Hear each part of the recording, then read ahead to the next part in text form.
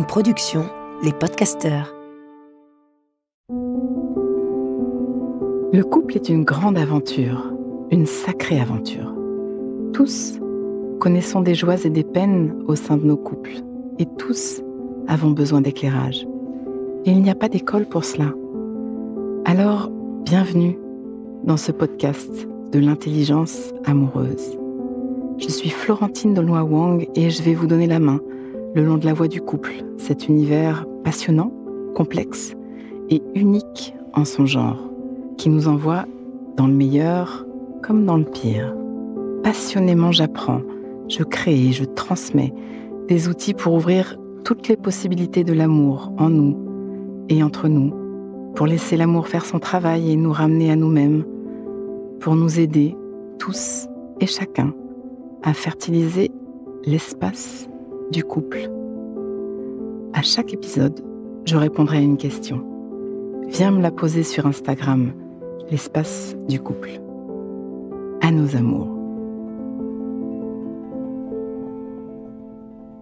Comment savoir si c'est la bonne personne ? C'est une des questions qui revient beaucoup dans vos messages privés sur Insta, que ce soit pour une relation qui démarre ou dans une relation qui s'essouffle. Si tu ne me suis pas encore sur Instagram, viens vite, @l'espace du couple. J'y ajoute au quotidien des vidéos et autres pour vous aider à relationner. Des papillons dans le ventre, une collection de moments inoubliables, cette sensation que tout est possible.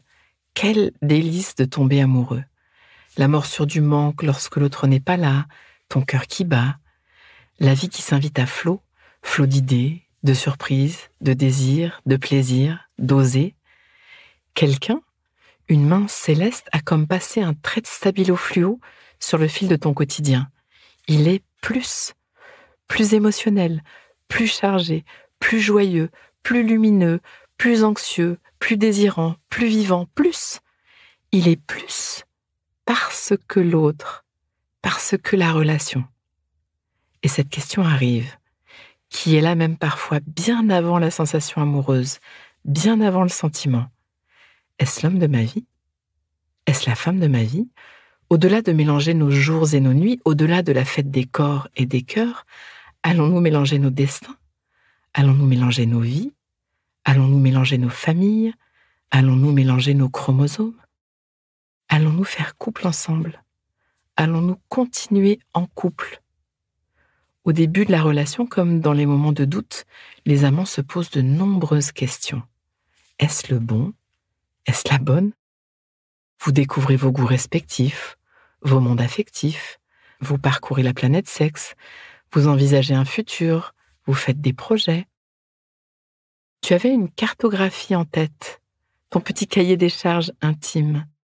Il ou elle devra être comme ci ou comme ça. Je pourrais jamais être avec un homme qui ou une femme qui, 3 petits points. Tu as une idée sur la question ? Tes critères ? Tes délires ? Tes red flags ? On en parlera dans un prochain épisode de Red Flag d'ailleurs. Après quelques semaines ou quelques mois passés ensemble, tu te sens en sécurité dans cette relation. Vous faites une vraie place dans l'agenda l'un de l'autre. Tu te sens le droit d'être qui tu es. Vous n'êtes pas d'accord sur tout, mais ça collabore. Vous vous disputez bien. Ça peut faire sourire, mais c'est une compétence indispensable à développer à deux. Que les conflits soient fertiles et non destructeurs. On apprend ça dans l'expérience à nos amours. Tu as pu vérifier que tu n'es pas en relation avec une personne toxique ? Il y a un podcast entier sur ce thème, remonte la liste. Pause. Inspire. Expire. Fais de la place à l'intérieur. Comme un petit entracte qui donne de l'oxygène. Prends juste un instant pour refaire de la place. Voilà. J'y reviens. Il est un autre domaine à vraiment explorer ensemble. Votre part d'ombre à chacun et votre ouverture à la regarder. La base fondamentale pour le couple est votre capacité, la tienne et celle de ton partenaire, à regarder vos ombres et à danser avec elles, en authenticité, en vulnérabilité. Qu'il s'agisse de vos ombres propres, vos ombres à chacun, ou celles qui naîtront dans la relation elle-même, parce qu'inévitablement, vous aurez à les accueillir dans les différentes saisons du couple. Le couple est voué à accueillir sans relâche, les unes après les autres, les secousses de la vie. Il n'y a pas de couple sans crise. Elles sont naturelles, organiques et même bienvenues à plusieurs égards. La question est de savoir à quel point vous vous engagez à embrasser ces mouvements sous-marins de la relation et est-ce que vous êtes décidé à vous compétencer pour ça?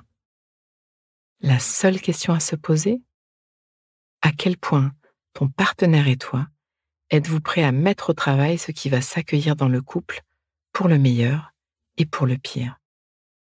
Êtes-vous juste de joyeux consommateurs de momentum agréable? Non, allez, mieux qu'agréable, délicieux. Ou êtes-vous d'accord avec l'idée que certaines journées à deux seront moins fun, voire même confrontantes, ou ennuyeuses, ou tristes? Parce que nos biographies à chacun vivent dans chacun de nos pas et qu'elles sont réveillées intensément dans la cellule couple. Il est là le pour le meilleur et pour le pire. Et il faut de l'intelligence amoureuse pour le dépasser. J'ai créé l'expérience à nos amours pour ça.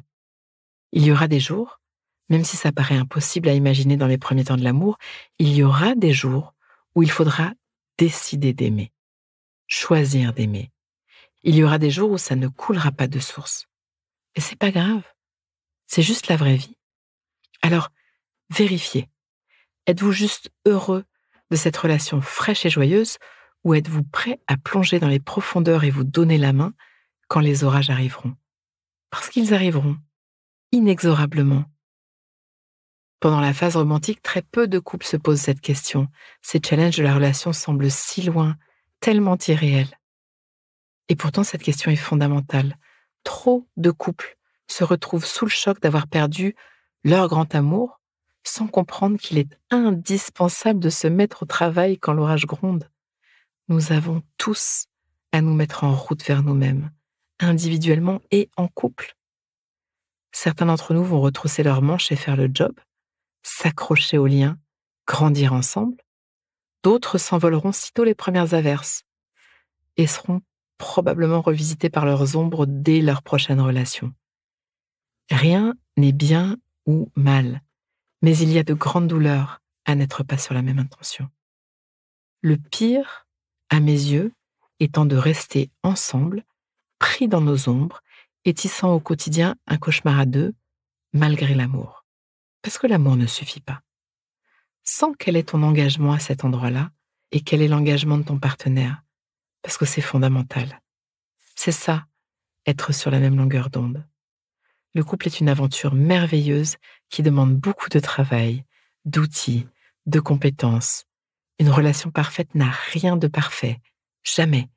Sa seule perfection est que les deux êtres en lien ont décidé de ne rien lâcher, de revenir au lien, inlassablement, intentionnellement, en conscience. Le challenge est perpétuel. Et crois-moi, je sais de quoi je parle. Dans les grandes beautés de mon propre mariage, il y a celle-là. Nous avons décidé d'embrasser tous les mouvements de notre relation, de faire face, de creuser, de tenir, de nous allier, pour le meilleur et pour le pire, et je ne parle pas de durer pour durer, jamais. Durer pour durer ne m'a jamais intéressée, mais de durer pour kiffer. Voilà, pour moi, la question à se poser. La question n'est pas de savoir si c'est la bonne personne, mais si vous êtes prêts à vous laisser grandir l'un par l'autre. À mes yeux, nous ne sommes pas faits l'un pour l'autre, mais l'un par l'autre. Vous venez? On le change ce monde? À nos amours.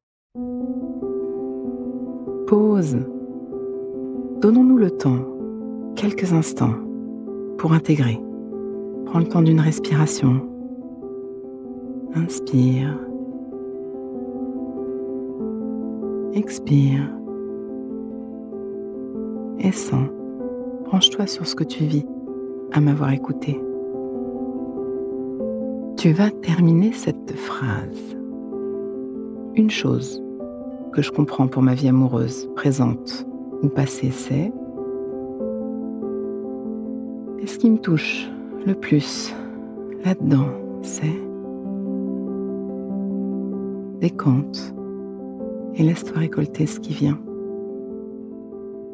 Tu peux aussi noter une phrase, un mot, une image, une idée qui te viendrait là, maintenant à l'esprit, pour l'ancrer, pour plus d'intelligence amoureuse. Le cœur est un muscle qui se muscle. Ce podcast est écrit et exprimé par Florentine Denoy-Wang, produit par les podcasteurs et mis en musique par Laurent Aknin. Si vous voulez soutenir notre programme, abonnez-vous, mettez des étoiles ou des cœurs, partagez autour de vous et rejoignez-moi sur la page Instagram L'espace du couple. À vos amours.